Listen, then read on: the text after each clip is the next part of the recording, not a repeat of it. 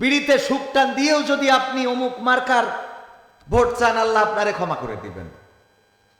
এটা বলা যাবে না, এভাবে বলা যাবে না। আপনি বিড়িতে সুখ টানের কথা বলবেন কেন?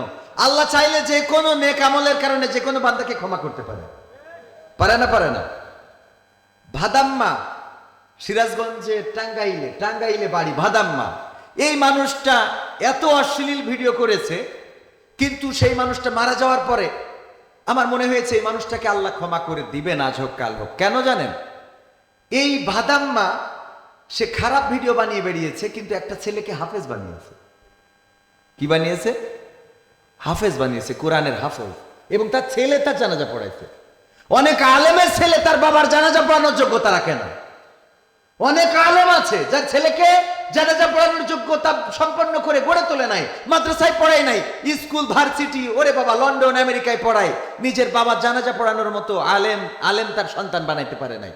কিন্তু ভাদাম্মা একটা সন্তানকে আলেম বানিয়ে রেখে গেছেন। যেই সন্তান তার বাবার জানাজা পড়িয়েছে, কবরের কাছে দাঁড়িয়ে দোয়া করে, রব্বির হামহুমা কামা রব্বায়ানি সগীরা, হে রব তুমি আমার পিতামাতাকে তোমার স্নেহের কোলে লালন পালন করো, যেমন করে আমাকে আমার পিতামাতা স্নেহের কোলে লালন পালন করেছে। এবং বিশ্বনবী বলেছেন, এই দোয়া যদি কোনো সন্তান করে সেই পিতামাতার জন্য আর চোখের পানি ছেড়ে দেয়, চলের উপরে আসার আগে এই দোয়া কবুল করা আল্লাহর জন্য ওয়াজিব হয়ে যায়। বলেন সুবহানাল্লাহ।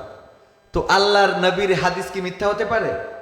সুতরাং একজন ভাদাম্মার সন্তান সেও যখন পিতার কবরের কাছে দাঁড়িয়ে দোয়া করে, রব্বির হামহুমা কামা রব্বায়ানি সগীরা, ওগো রব তুমি আমার পিতামাতার তোমার স্নেহের কোলে লালন পালন করো, যেমন করে আমার পিতামাতা আমাকে স্নেহের কোলে ছোটবেলায় লালন পালন করেছে।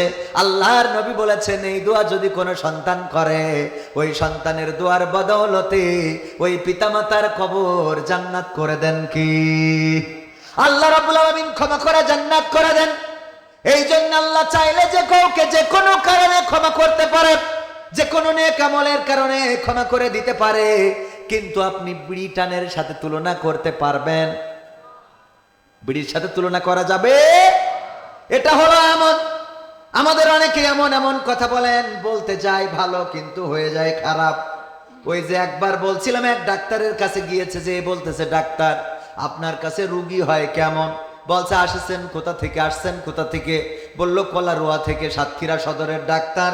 আসছি কলারোয়া থেকে। বলল, কলারোয়া থেকে আসার পথে ডানে বামে নতুন কবর দেখেছেন কয়টা? বলছে, অনেকগুলোই তো দেখলাম নতুন কবর। বলছে, সব আমার হাতের রুগী, সব আমার হাতের রুগী। ডানে বামে অনেকগুলো কবর তো দেখলাম। তো বলছে, সব আমার হাতের রুগী। মানে ডাক্তার বুঝাতেছে এই যে মরা যদি এতগুলো হয়, তাহলে জ্যান্ত আরো কত। কিন্তু ওর ওই মরা দিয়ে বুঝানোর কোনো দরকার ছিল? কথা কয় না।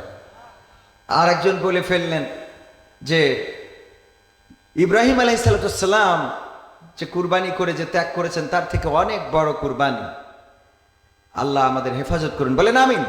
এর জন্য ক্ষমা চেয়েছেন। আল্লাহ ক্ষমা করতে পারেন না? আল্লাহ ক্ষমা করেন, কিন্তু যেটা বের হয়ে যায় ওইটা নিয়ে অপপ্রচার আছে না নাই? এই জন্য কথা বলার সময় অবশ্যই আমরা সচেতন থাকবো। আল্লাহ আমাদের তাওফিক দান করুন, বলেন আমিন। আমার মুফতি আমির হামজা ভাইকে নিয়ে এত আলোচনা।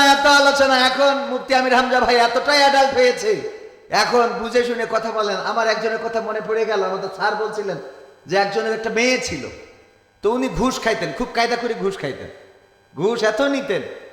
তো মেয়ে কোনো এক কারণে রোগে মারা গেছে, যাওয়ার পরে ওই কাজ উদ্ধার করার জন্য ঘুষ নিয়ে যেয়ে দিয়েছে।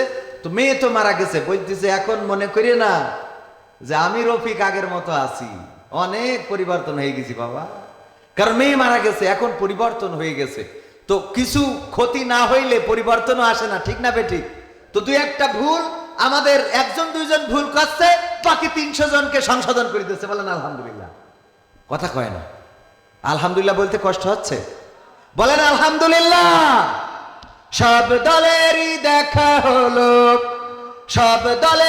দেখা হলো কেমন করে চালায় দেশ, আগামীতে চাই যে দেখতে দাড়ি টুপির বাংলাদেশ। আওয়াজ কি আর একটু জোরে হবে না সাতক্ষীরায়? এই পাশের ভাইরা বলেন ঠিক না বেঠিক? সবাই মিলে একসাথে বললে তো আরো জোর হওয়ার কথা। বলবো বলবো, সব দলেরই দেখা হলো, সব দলেরই দেখা হলো, কেমন করে চালায় দেশ। আগামীতে সাইজে দেখতে দাড়ি টুপির বাংলাদেশ, আগামীতে সাইজে দেখতে আল কোরআনের বাংলাদেশ। এমন নেতা চাই যে দেশে দুঃখ সবার বোঝে, গরিব দুঃখীর বাড়ি বাড়ি দুঃখ কষ্ট খোঁজে রে, দুঃখ কষ্ট খোঁজে।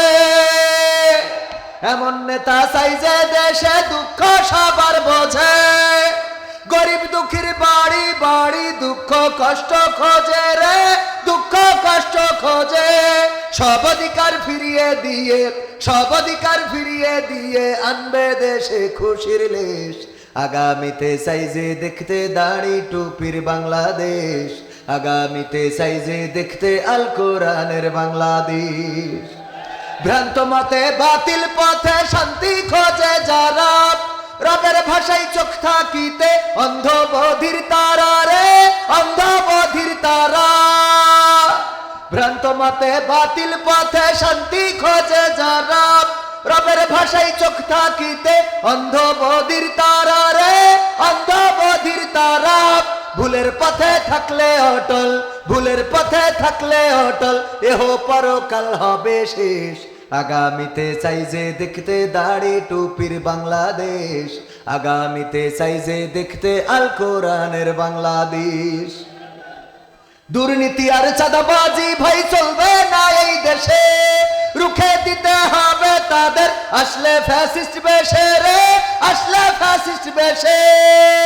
দুর্নীতি আর চাঁদাবাজি ভাই চলবে না এই দেশে, রুখে দিতে হবে তাদের আসলে ফ্যাসিস্ট বেশে রে, আসলে ফ্যাসিস্ট বেশে।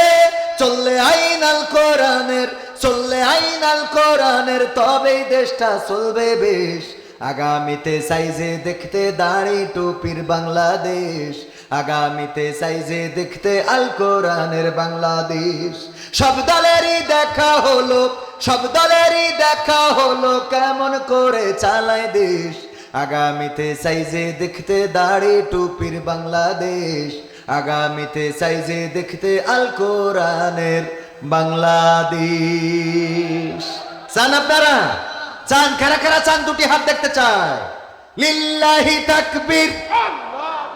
আল কোরআনের আলো, আল হাদিসের আলো, আমার নেতা তোমার নেতা, নারায়ে তাকবীর।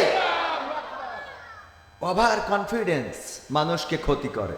আমার প্রতিষ্ঠান এবার ফাইনাল পরীক্ষায় দেখলাম সবচেয়ে ভালো করবে যে ছাত্রটা, অঙ্কে ভুল করে বসে আছে, উত্তরে ভুল করেছে, অঙ্ক করে ভালো, 1000-এর জায়গায় 2000 বসায় রেখে আসছে। মানে এটারে কি বলে? Over confidence. এই ওভার কনফিডেন্স মানুষকে ক্ষতি করে। শেখ হাসিনা কখনো ভাবে নাই যে 41 সাল, সেখানে 31 সাল পর্যন্ত থাকা যাবে না। তাদের একটা কনফিডেন্স ছিল, সেই কনফিডেন্সের ওভার কনফিডেন্স ছিল, ঠিক না বেঠিক?